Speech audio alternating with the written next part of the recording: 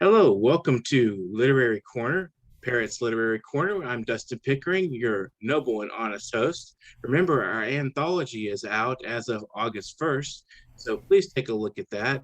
It's on Amazon, and if you want to get in touch with me with any questions, I will be more than happy to answer. I'm on Facebook. We have today Bill Cushing, who earned an MFA from Goddard College. His 2019 book, A Former Life from Finishing Line Press, was honored with a Topps Featherling International Book Award. Bill's chapbook, Music Speaks, won the San Gabriel Valley Poetry Festival, then medaled in the 2021 New York City Book Award. His latest chapbook of poems, This Just In, was released in July of 2021. Thanks for joining us today, Bill. How are you doing? Oh, great, great. That's excellent. I'm glad to be speaking with you. So I was just curious, what are some of the themes of a former life, and why did you choose Finishing Line Press to publish it? Well, they actually they took it. Oh, it, okay, it so it was just a usually matter of becomes as just who simple was as taking that. it.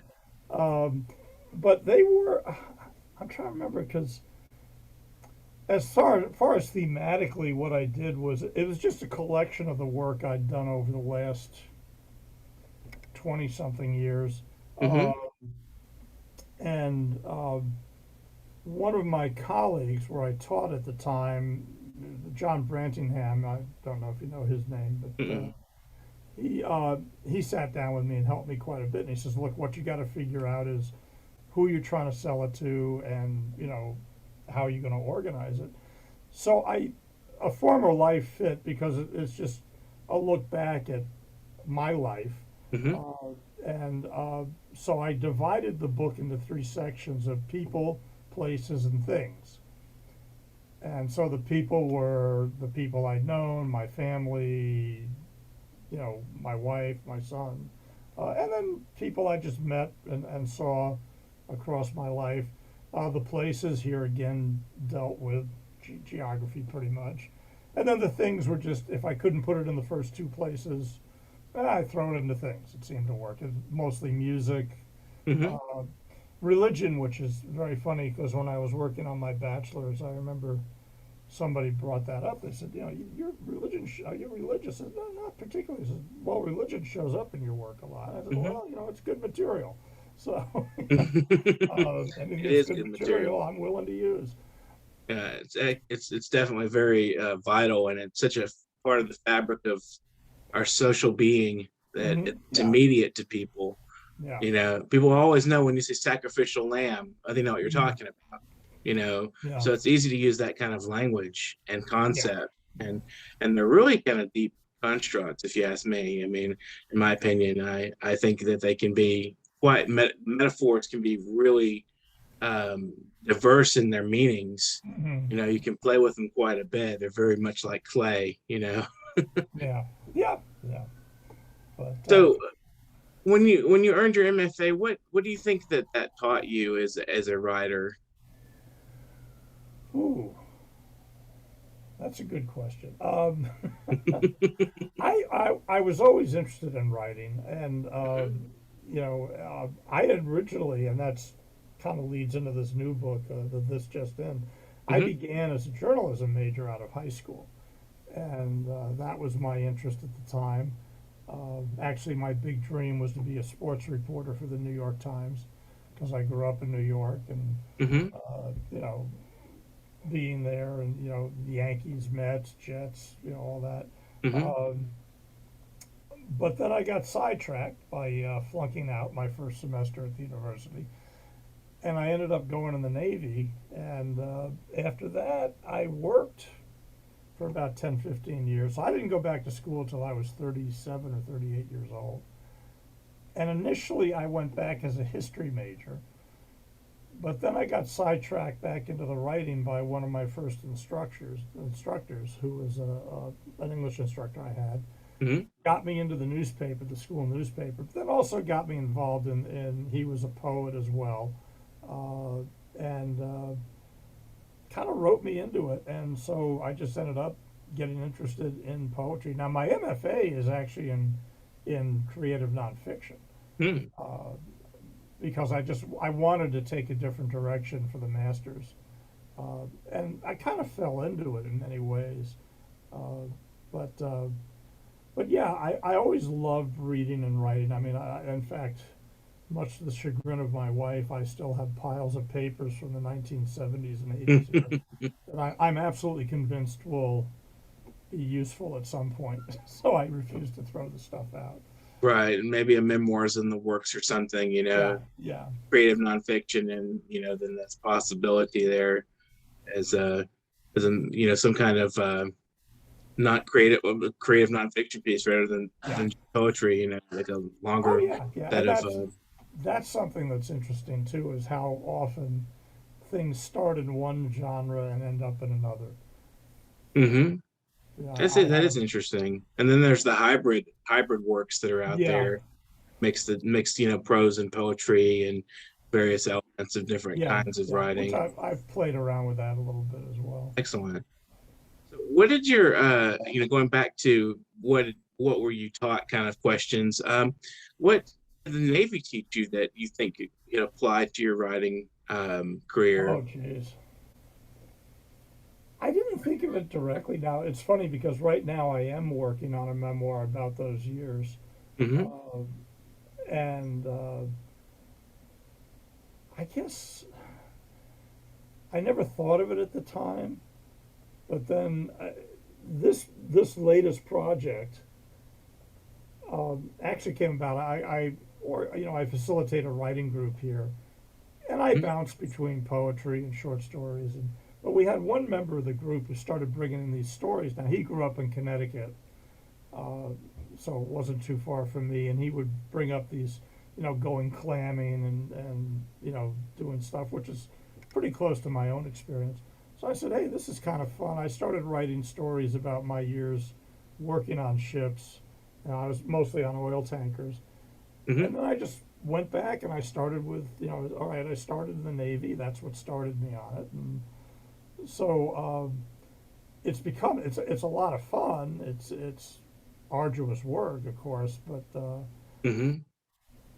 but I think I don't know the experiences I think helped me only in that I wasn't strictly academics. I Hmm. drove cabs, I worked bars, worked on ships, obviously that kind of thing, and I think all that helps to give you because here again in that first book, a lot of those poems are about one of them's called dry docks and parades, and this notion of what brought me to this job or working on my dad's boat and that sort of thing. So I think it certainly gave me a lot of material, nothing else. Right. And I think that, working in bars and Oh, driving taxis and stuff, you hear people's stories a lot, and then mm-hmm. there's probably a lot of goofing around in those scenarios too Yeah. that could make for good material. So, do you have any stories like that you've Oh, ever the incorporated? funniest thing is as I'm going through this book in my writing group, of course they know me now. Hmm. I'm pushing 70. I'm a retired professor, and that's sort of what they know. A lot of them are like, I can't believe you did this stuff. Like, for instance, the bar I worked at was actually split into two parts. There was a front bar and a back bar, just the design of the building that the guy bought. Well, this is in Virginia. There were two motorcycle gangs there. There was a pagans chapter, and then there was a local. They were called the Dixie Rebels or something like that. And they decided on this place as neutral ground. So they said, okay, we won't contend with each other in this bar. You'll take the front part, we'll take the back part. And of course, the natural question is, well, weren't you worried? And I said, no, hell no. I loved it when those guys were there because they were just coming in for a beer and a burger. And they knew if trouble started, the first people the cops are going to roust is them. So the minute anybody started anything, they were the first to put it down because Hmm. they don't want the trouble. But yeah, Interesting. it's stuff like that, and just these experiences. One of the other things I mentioned that idea. I drove cabs for a while, and here Hmm. again, very small town in Virginia. Uh, I guess my third night there, I knew where every gin mill and whorehouse was in the town. And I'm coming from New York thinking, I've seen everything. It's like, here's this little town, mostly Southern Baptist, and Excuse me. Excuse me. yeah, The call you were waiting for. I can't take it down. Tell her I'll call her back, please. Oh. I told her that in the We'll call email. you back, okay? I'm sorry. Sorry. But all right, Um, friendly interruption there. yeah, well, I told this woman, I said, hey, after 3, I'm gone. Anyway, but no, it is interesting that, they're getting this view of what I was like back in the 70s and the 80s, Hmm. that kind of thing. Interesting. So, do you think that you've obviously pretty accomplished writer with awards and nominations? Do you feel that that ever changes your perspective of writing, or do you think that that actually maybe encourages your output more, or how do you It's feel about that? encouraging. Yeah, it's very encouraging. It's also, I think, if it's changed anything, um, and I was just talking with somebody about this the other day. I said, I'm sending fewer pieces out now, but I'm being more selective with where I send them. Mhm. Because I feel like, look, I've spent the last really, well, here's the thing. I was fairly active in sending material out back in the 90s. And then in 2001, our son was born. And he's got a lot of problems, a lot of disabilities. Hmm. And so we were sort of caught up in that, taking care of that. Now that he's older and he requires less care on my part, I would say in 2016, I guess, I started getting active again. Hmm. And so I was sending things out and really just going nuts and having a great time with it. And of course, I still do. But now I'm at the point I was like, you know what? I feel like I paid my dues on the smaller magazines and this Hmm. sort of thing. And so I feel like, okay, I can start hanging with the big boys a little bit more. And so, yeah, I'm sort of picking and choosing. So I'm not sending as much out as I used Right. to, but I'm sending them to higher level, publications where primarily payment is involved and that Mhm. sort of thing. Yeah. I don't Right. mind getting the free copies, but yeah, getting a little cash doesn't hurt either. Um, Right. Of course. Although with poetry, of course, that's always Yeah, it's always tricky with poetry. I think they pay yeah, more for like short fiction and yeah. so forth than they do stories, and I've been working on that too myself, and Mm. it's tricky to get journal. I do have a good friend who has made a pretty fair amount of money off of publishing poetry. He's published Mm. it internationally mostly. Oh, that's great. Yeah, Yeah, so he has a list that he submits to, and they tend to take his work. So do you yeah. have like a process of like a regiment you go through when you're submitting? Like you have a list and you just go I through and have yeah. submit? Actually, it's the old basically file cards. Um, Mm-hmm. uh, I'm just always, as soon as things get rejected at one place, I turn around and I always try and fit the work for the publication or the venue as best I can. For instance, I have some sports related stuff, so I try and stick with those kind of magazines. Mm-hmm. Uh, Music is a big thing with me, obviously, with that second book, The Music Speaks. Mm-hmm. Um, and lately, it's funny, and really since the centennial of World War One, I've really gone on a jag of war-related or military-related material. Mm-hmm.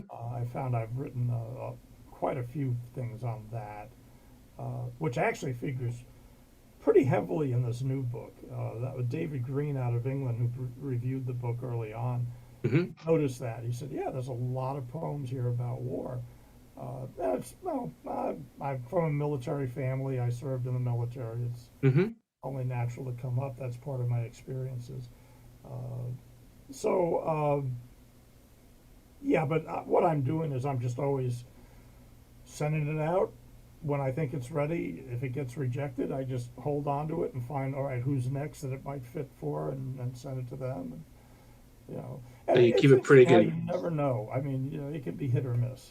Yeah, so you keep a pretty good class of where you intend each piece, or is it, which journals do you think will take what kind of work Yeah, and I try. Yeah, obviously you're playing the. I mean, I've had times where they'll say, okay, you can send 4 or 5 pieces, and I'll send 5, and I'll have 4 that I'm really happy with, and I'll just throw this in as a 5th one just to round it out, and damned if that's not the one they take.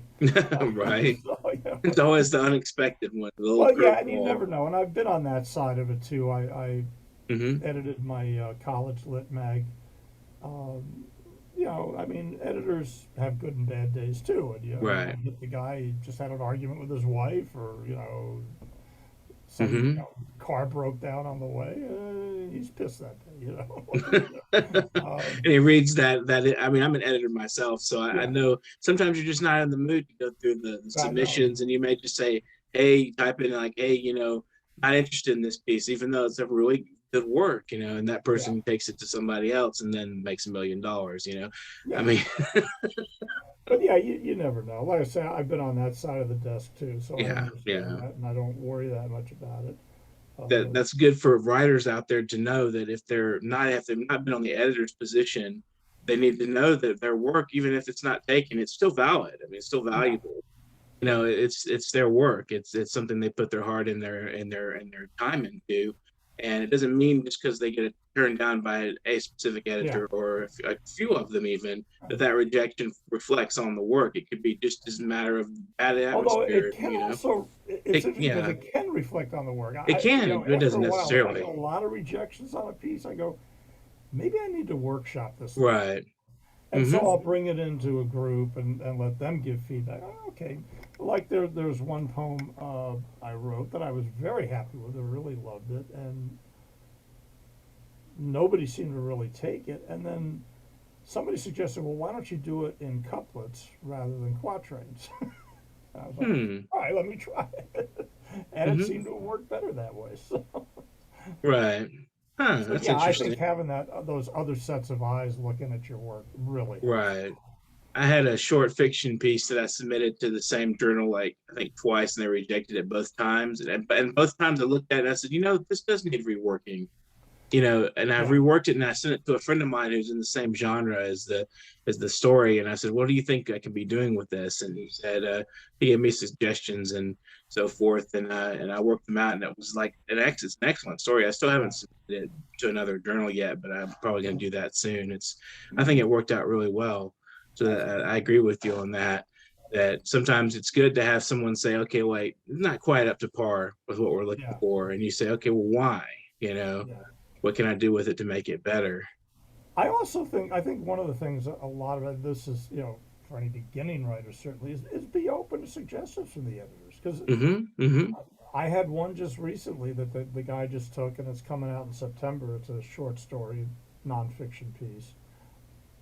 And he wrote back and he said, look, I like this, but I'd like to change the beginning. And I wrote back to him. I said, well, this is why I have the beginning the way I do. And, I'd like to keep it Mm-hmm. if possible. And he wrote back and said, look, what you're doing gives away the end, and you don't want to do that. And I said, well, Right. it does. And I'm like, and I finally went, you know what?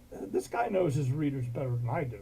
So, Mm-hmm. I'm going to default to his Right. suggestion and let him have his way. And that's happening even with the poems. I had one uh, that it's funny because the guy who took it, and he did take it, uh, I mentioned Icarus in the poem, Mm-hmm. and he wrote back and he said, "Look, one of my editors is a little uncomfortable with the Icarus reference here." And I wrote back to him. I said, "Yeah, but here's the thing. Like every actor wants to do Hamlet's soliloquy, every poet wants to do an Icarus reference." And I said, "I don't see anything else where I'm going to have a chance to do this. This is my only chance that I see of Mm-hmm. putting that reference in. So I really want to keep it." And he goes, "Yeah, you know what? I'll go along with that argument." And he Right. wrote back and he said, too, "Yeah, you're right. I wrote a poem where Icarus shows up." And I said, "Yeah, every poet wants to write about Icarus, especially if you're male, because the father son thing is a big thing." Right. And then the flying to the sun and coming Yeah, and back then trying down to and reach the sun. yeah, even Auden, wrote a poem sort of on Icarus or, Mm-hmm. excellent, excellent reference for all sorts of things. Like we go back to where I was saying about religion, and of course, Mm-hmm. myth plays a part in that Mythology, yeah. too. Yeah. So if you want, you can share a poem or two with us. Yeah, sure, absolutely. Actually, I think I thought what I'd do is actually start with what I consider the first real poem I wrote, and Hmm. it's in the Former Life book. And just to let you know, I was trying to imitate Tom Waits with this thing. Mm. Uh, so Coming from a bar background. yeah, and this is called In Pink Neon. Chrome and black tile at breakfast again. Coffee so strong it pulls your eyelids back going down. And while last evening's drunks with 5 a.m. shadows use it to try to face the new day, women, legs on spiked heels, lift leather skirts to reveal specialties of the house, initiating a physical negotiation, trading the tangible for currency. Enclosed cuffed hand, scaling triangle of whole wheat drips from sunny side up. A single waitress covers ground. Butter, warmed by sun shining through slatted glass, slowly rolls down a stack of brown pancakes. Silverware clatters, china against china, napkin falls, voices chatter, while outside in pink neon the sign glows, best food in town. And it is. Hmm. That's that piece. You can definitely see Tom Waits singing some of those opening lines with his kind of I gruff know. voice. Yeah. That's what I was trying to do. Yeah. When did you write that? That was actually, God, 1980. It would have to be 89 or 90. Hmm.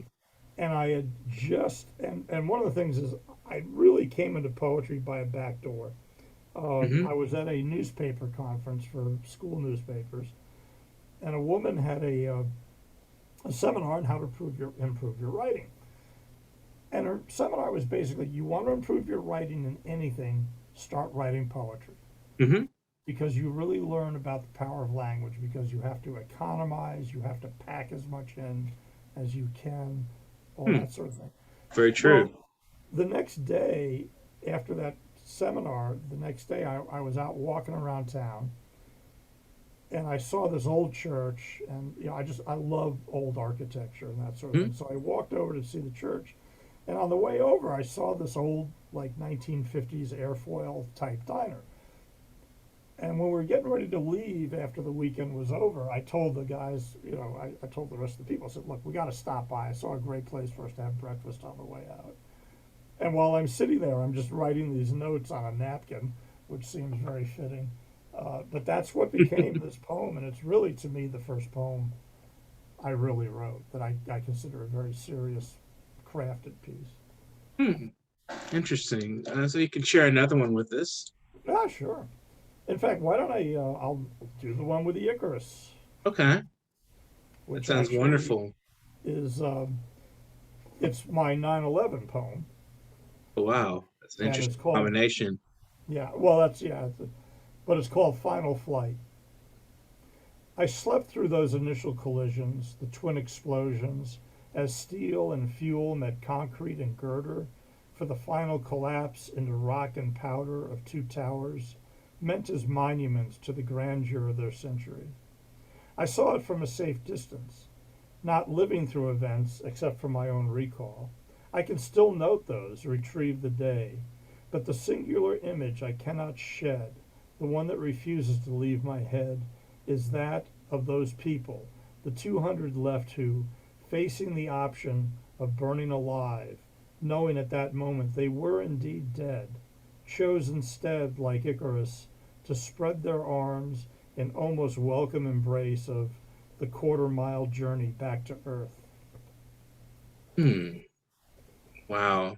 Uh, I feel that one. That one's powerful, very powerful. Thanks. I think the Icarus reference kind of like pulls in a lot of different possibilities as to what could be implied there as Mm-hmm. far as the general poem is concerned. So it's very nice. Just a very powerful poem in general. Thanks. Thanks a lot. For sharing that one. That's and especially if you coming from New York. That's a Yeah, good poem to have read. it was interesting that day because our boy had just been born, and Hmm. so he had to be fed all through the night at that time. And so we ran shifts, and my shift was that night. So I was in bed. I didn't have to get up early. And my wife came in and she got me up and she said, "The Twin Towers are down." And my first impression was, as an electrician, "Oh, you mean they lost power?" Hmm. And she goes, "No, they're down." And so, of course, I watched it. Well, the Mm. first person I called was my father, who my dad was still in New York. He's an electrical engineer. Um, he had actually investigated. He did a lot of investigations for the fire department, and I don't know if you recall the one in '92, was it '93, when Mm. somebody tried to blow up the parking Right. garage. Yeah, my dad was one of the investigators on that Oh, on that. wow. So as soon as it happened, he was the first one I called, and I said, "Look, did you know any of the guys that went in there?" He said, "Well, obviously I didn't know the younger guys." He said, "Yeah, but a couple of the captains and commanders who got killed in the accident, yeah, he says, I knew them." Very trying moment for the United States. I think we went through quite a lot during that period, and Oh yeah. we had a lot of hubris in our leadership at the time too. Of course, we, Mm. we can all agree on that now that we picked the wrong man to go after at the time, and it took us what, like 12, 14 years to get the right guy. After that happened, and it's enough to really piss anybody off. And looking back on it, Yeah, and yeah. set I us in a think what really was bad interesting track. too, and one Mm-hmm. of the ironies of that was at the time I was teaching a lit analysis class, Mm-hmm. and of course the semester had just started. And one of the first poems I use is a poem by Liesel Mueller about Mm-hmm. history. And one of the lines that I always loved, and was one of the reasons I use the poem, is she makes a distinction between memory and history. She's talking about Hitler. Now, Mueller Mm-hmm. was a German Jew who emigrated, just before Hitler took over. So, she knew whereof she spoke. Mm-hmm. And I always use that poem because I tell the students, I say, look, here's the thing.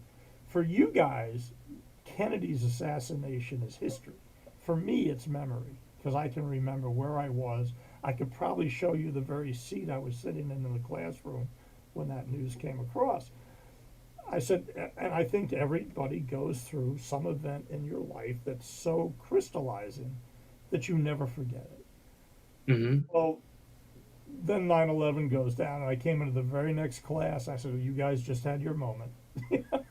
Right. It does Right. not matter how old you get or how decrepit you get, you will always remember this day. Right. It will stay in your memory for good.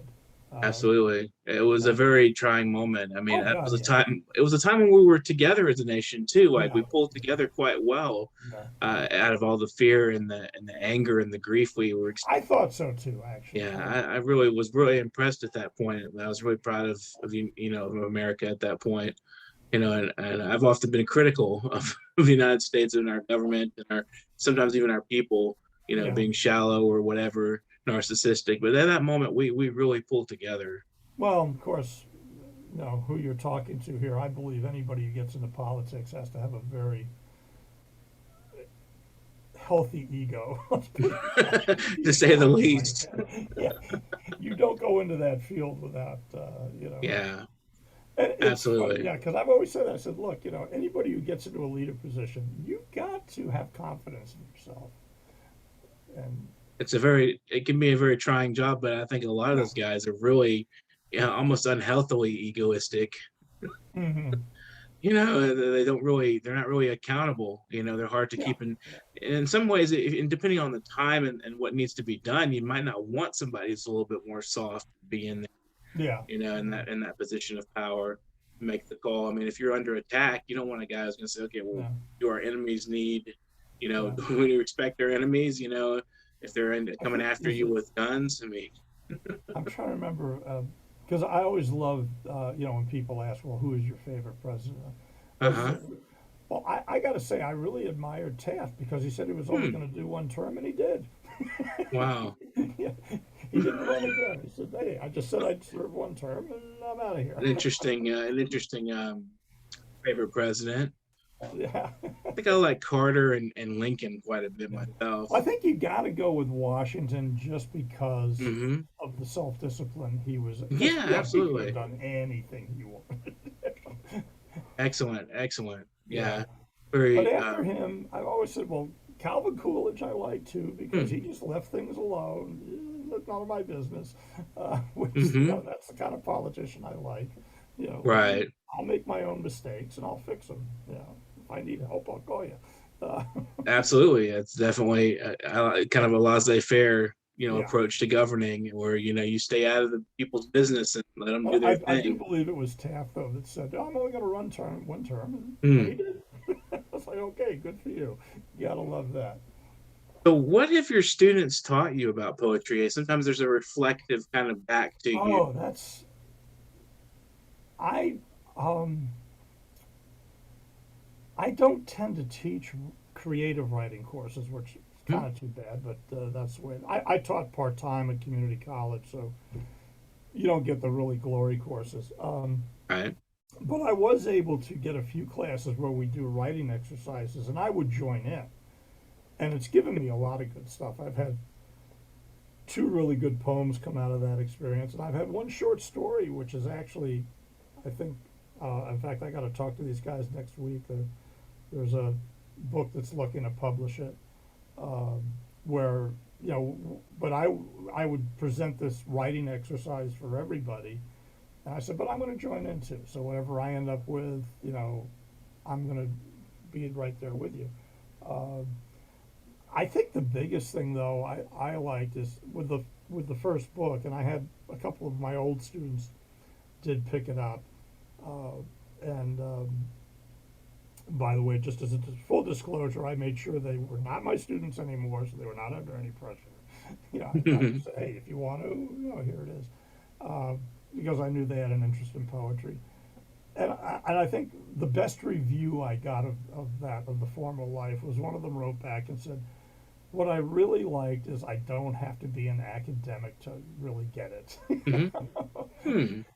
And that, kind of ties in. I don't know if I mentioned it in my bio to you, but one of the things when I was here again, coming out of those 15, 16 years of work, mostly blue collar jobs, and when I was doing my undergrad work at Central Florida, they called me the blue collar poet because I would write about, well, here again, Hmm. all night diners and uh, Right. pool halls and stuff like that. Uh, Interesting. yeah, so You kind of get a nickname attached to you. yeah, which I wear very proudly. It's like I love Right. that notion. Um, So we have a few minutes left if you want to say some thank yous or impart some ideas to fellow writers out there listening in as to what they, how oh they, gosh. anything like encouraging or, you know, Well, I guess my big evangel, of course, is always writing groups. Anybody who's starting out writing, get with a writing group that you're comfortable with, that you can respect.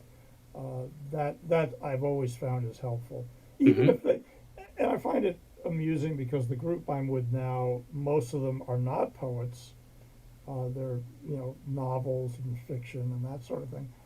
But yeah, any input I get, I think is valid. hmm, Uh, Especially if it's sincere and they really don't get it or whatever. So I'm really big on that. And of course, my big thing is I always say that the 80% of writing is rewriting. hmm, I remember when I first started, I met some guy, or I was introduced to a guy at a bar I used to go to all the time, and the bartender introduced us. And he said, "Oh yeah, you should meet this guy. He writes poetry too."